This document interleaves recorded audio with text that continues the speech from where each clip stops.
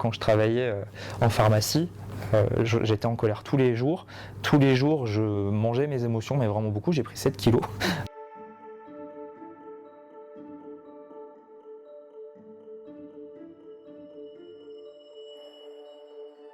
On mange nos émotions parce qu'on est humain. On mangera toujours nos émotions, il n'y a aucun thérapeute qui peut supprimer ça. On peut manger des émotions qui sont agréables. Alors moi je parle de valider une émotion. Par exemple après l'interview, je pense que je vais aller me chercher une pâtisserie parce que je serai content et pourtant j'aurais pas faim. Donc là je valide une émotion agréable par exemple.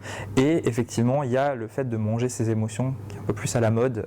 Donc manger sa tristesse, sa colère, voilà. Donc c'est-à-dire que je vais manger un paquet de chips parce que je suis pas bien. C'est un phénomène qui est tout à fait normal parce que la nourriture nous apporte du plaisir. Quand on n'est pas bien, ce qu'on cherche à faire, c'est contrecarrer des émotions qui sont, alors je ne vais pas dire des émotions négatives parce que les émotions elles nous servent, la colère elle nous sert à savoir ce qui ne nous convient pas dans notre vie, donc c'est plutôt chouette, mais elles nous permettent vraiment de contrecarrer un petit peu une émotion qui est désagréable. Là où ça devient problématique, c'est quand on mange systématiquement ces émotions. L'important c'est quand même d'apprendre à les tolérer. Par contre, quand vous allez manger vos émotions, l'idée c'est vraiment de manger ce que vous voulez. Je vous donne un exemple tout bête, je suis triste et j'ai envie de chocolat. Si je décide de manger une pomme parce que c'est plus sain, je vais prendre de plaisir avec ma pomme. Donc ce qui va se passer, c'est que je vais manger ma pomme, puis après je vais retourner vers le chocolat, et je vais culpabiliser d'avoir mangé la pomme et le chocolat. Donc là je me retrouve avec deux émotions désagréables. Quand je travaillais en pharmacie, j'étais en colère tous les jours, je mangeais mes émotions, mais vraiment beaucoup, j'ai pris 7 kilos.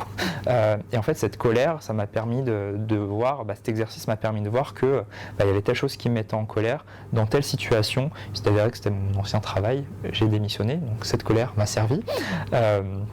Et du moment où j'ai démissionné, en fait, j'ai plus mangé mes émotions. L'idée, c'est déjà d'apprendre à reconnaître ses émotions. Donc moi, j'aime souvent parler de la méthode RAIN avec mes patients.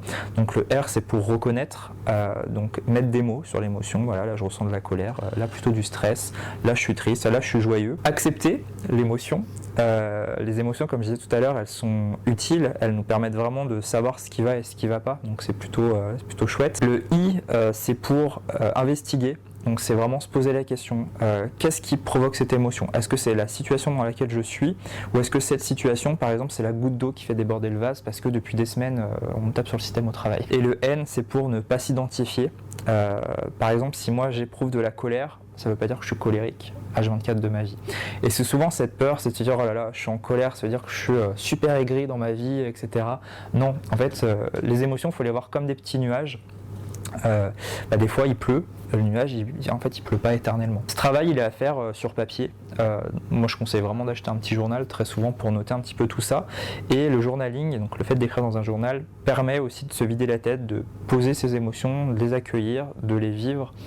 Et très souvent, ça diminue un petit peu soit la fréquence, soit la quantité ingérée pendant des envies de manger émotionnelles. Si on a besoin de manger, on mange. Mais l'idée aussi, c'est de trouver des autres solutions que la nourriture. Moi, ce que je conseille très souvent de faire, c'est je fais une liste de mes émotions. Et pour telle émotion, je vais trouver quelque chose à faire. Quand je suis en colère, je vais aller faire un cours de boxe. Alors, ça n'aura pas de sens pour toute personne. S'il y a des personnes qui sont ultra pacifistes, la boxe, ça ne va pas leur parler. Donc, il faudra trouver autre chose. Je sais pas, faire un footing avec du sprint pour se vider vraiment la tête. Si je suis triste, je vais appeler une copine, etc., etc.